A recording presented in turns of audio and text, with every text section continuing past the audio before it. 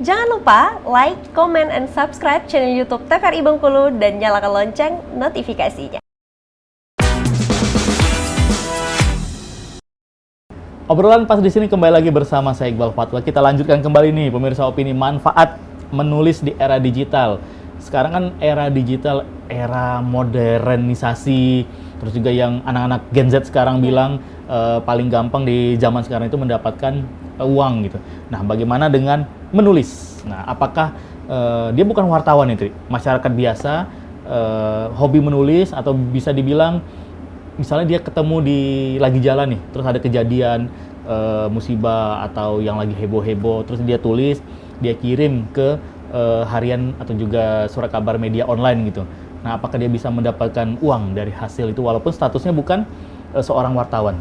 Iya, hal-hal seperti itu bisa jadi memang ada bayar gitu ya. Kalau biasanya tuh ada namanya kontributor atau memang citizen journalism yang memang fokus nih untuk mengirimkan video-video yang menarik kayak gitu ya ke perusahaan-perusahaan media massa gitu ya, termasuk media online. Nah, di dalam era digital ini malahan menulis itu sangat dicari karena tidak semua orang punya skill menulis. Dan iya kan? Betul. Dan seperti yang aku sampaikan tadi bahwa misalnya kalau teman-teman punya skill menulis, coba deh lempar tulisannya atau kirim tulisannya ke perusahaan-perusahaan media, karena bisa menjadi content writer gitu ya. Kemudian bisa blogger itu juga bisa loh kan, blogger juga bisa mendapatkan menghasilkan cuan gitu ya.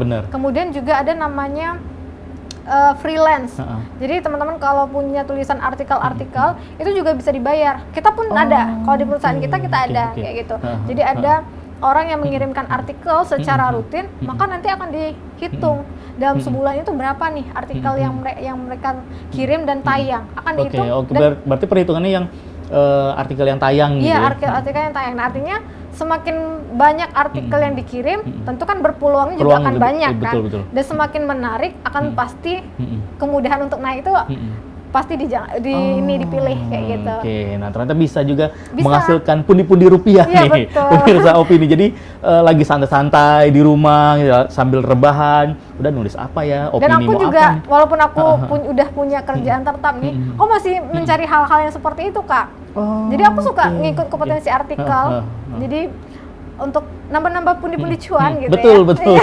Karena kalau cuma untuk menulis berita saja kan sudah tentu dapat bulanan gitu ya. Tapi untuk kayaknya lebih seru lagi deh kalau saya ikut kompetensi gitu kan ya, ikut lomba-lomba gitu. Aku ikut di artikel-artikel yang menurutku temanya menarik nih. Temanya aku terpikir untuk menulisnya. Jadi aku ada beberapa artikel yang aku ikut lombakan dan alhamdulillah itu bisa menang gitu, dan lumayan kan nambah uang jajan kayak gitu. Sambil mengasah juga otak. Iya, betul. Gitu ya. Jadi temanya pun berbeda-beda nih. Aku pernah ngikut tentang infrastruktur, kemudian tentang artikel provider.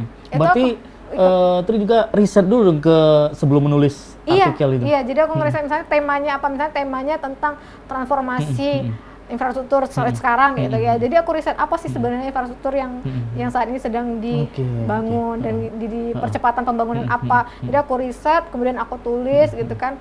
Ya alhamdulillah gitu. Jadi memang ada yang tidak tembus kayak gitu kan. Tapi itu tadi, ketika aku punya kemampuan dan aku punya niat dan aku punya itu menjadi tantangan tersendiri. Jadi aku ikutin terus, masalah menang kalah mah nanti urusan belakang, yang penting aku ikut dulu kayak gitu. Dan sambil belajar juga kan, itu kan melatih kita juga. Ternyata kan nggak cuma aku nih, ternyata se-Indonesia ngikut. Jadi kita bersaing se-Indonesia, Kak, sama-sama. Misalnya ada kategorinya umum, ada kategorinya memang khusus untuk jurnalis, ada untuk mahasiswa, dan aku udah ikutin semua itu.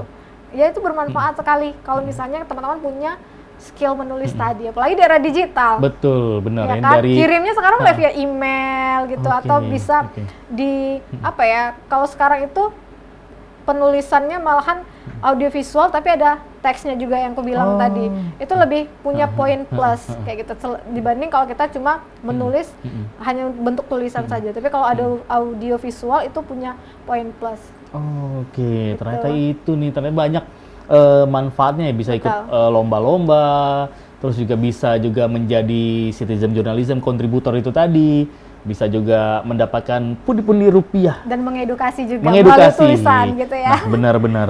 Nah, jadi kalau untuk dari penulis ini sendiri, Tri, tantangan terbesarnya apa itu, Tri? Kalau mau niat sih Kak, sebenarnya ya kan, niat sebenarnya nulis itu kan Mageran gitu. iya gitu kan, kita mau nulis, kita tuh kalau aku udah punya ide atau gagasan yang mau aku tulis, aku harus cepat tuliskan. Karena kalau nggak aku tuliskan, dia akan hilang. Kan gitu. Kalau apa yang kita pikirkan tidak langsung kita tuliskan atau kita catat di handphone, itu akan hilang. 5 menit aja kita udah hilang. Jadi tantangan aku tuh itu, karena ketika ada ide gagasan, seenggaknya kita catat dulu, catat dulu, karena setelah nanti catatannya udah banyak, kita baru bisa mengembangkan tulisan kita arahnya kemana. Nah biasanya sekarang tuh yang aku temuin bahwa tantangan menulis itu karena mereka tidak membaca, Kak. Aku pernah nanya sama teman-teman mahasiswa, hari ini ada informasi apa? Nggak ada yang tahu ya.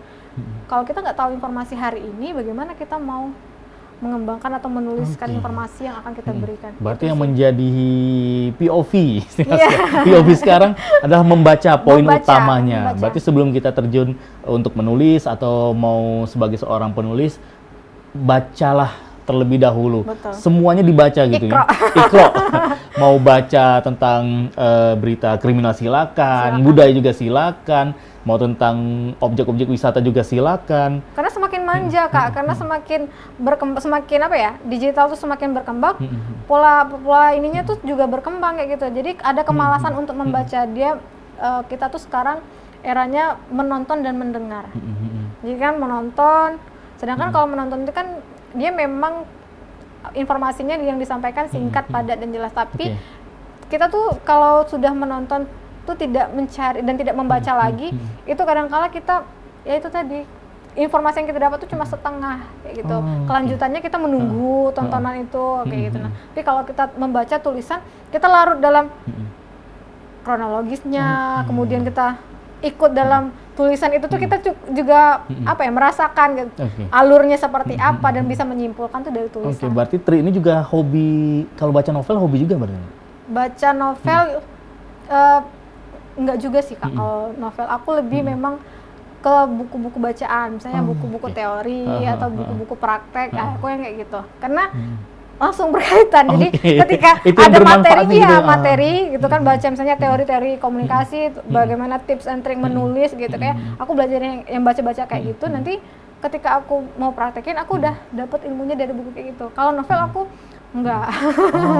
Beda bacaannya. Kita kembali tentang seputar tulisan ini sebagai seorang jurnalis media online. Nah, kalau untuk berbicara artikel atau juga opini, nah ini sama nggak skemanya sama seperti untuk pemberitaan ada memuat 5W plus 1H. Nah, kalau untuk artikel sama opini ada juga nggak rumus-rumus itu? Ya sebenarnya kalau sama Kak sebenarnya. Cuma kalau opini itu tadi kan, kalau opini itu adalah dari gagasan kita, dari pikiran kita yang kita tuangkan melalui tulisan. Cuman secara sudut pandang kita harus subjektif dalam menuliskan itu.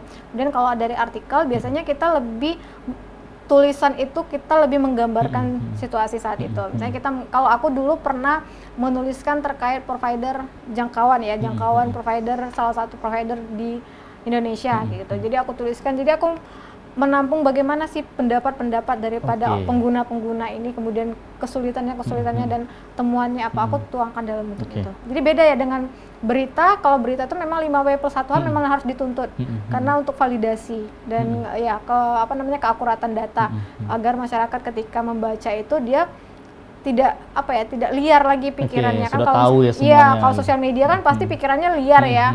Kalau media massa atau media online ketika mereka membaca, dia udah mendapatkan informasi yang benar, yang valid dan fakta kayak gitu Kak. Jadi gitu tetap ada, tapi mungkin tidak serumit, tidak sebanyak dari berita gitu ya. Kalau artikel tuh sebenarnya hampir sama sih, mudah gampang kalau kita udah tahu rumusnya itu tadi. Kalau berita memang fokus pada 5W plus 1H-nya, kalau artikel itu kita lebih banyak menambahkan kata-kata dari pendapat kita atau kiasan-kiasan kayak gitu Kak. Belum lagi ada lagi feature kayak gitu, masih banyak jenisnya. Feature lebih mengkisahkan lagi tuh, mengkisahkan misalnya kalau kita ngelihat human interest, kita kisahkan melalui tulisan, dalamnya feature kayak gitu. Mengandung juga unsur itu tadi, 5W plus 1H itu tadi gitu ya. Ternyata banyak ragamnya gitu ya, artikel, opini, feature, Terus investigasi lebih mendalam Hmm. gitu ya. Investigasi itu membongkar suatu praktik yang menurut kita ada sesuatu hal yang harus diungkap.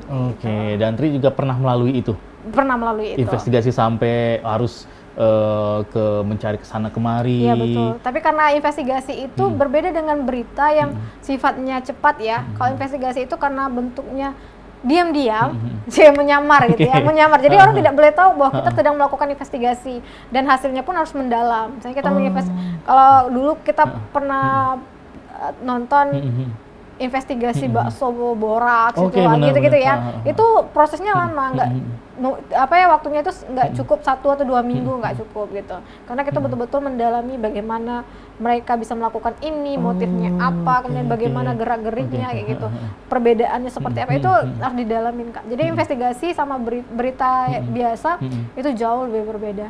Oke. Timelinenya juga sangat jauh. Oke, karena gitu. investigasi ini kan perlu Pendalaman, pendalaman, betul. terus bukan hanya ke misalnya mau cari ke si A gitu, kita harus nanya juga ke si B, si C Iya, betul. gitu. Wah, luar biasa. Ininya sumber-sumbernya harus banyak nih, nggak cukup 1 atau 2 orang. Kalau berita kita namanya cover both side gitu ya, dua orang karena sumbernya harus 2 orang. Tapi kalau investigasi kita harus banyak sumber gitu, sumber-sumber lain itu harus kita gali. Itu yang membedakannya. Wah, luar biasa sekali. Dan itu harus punya dananya juga itu. Oh, Karena kan oke. karena kan ketika kita melakukan investigasi itu kita harus menyamar, Kak.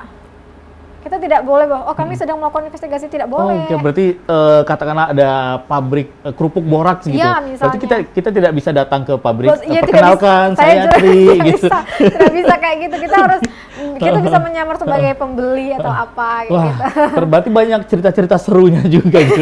Dan pemirsa Opini, obrolan seru kita masih akan kita lanjutkan. Untuk Anda jangan kemana-mana ya, tetap setia di Opini, obrolan pas di sini.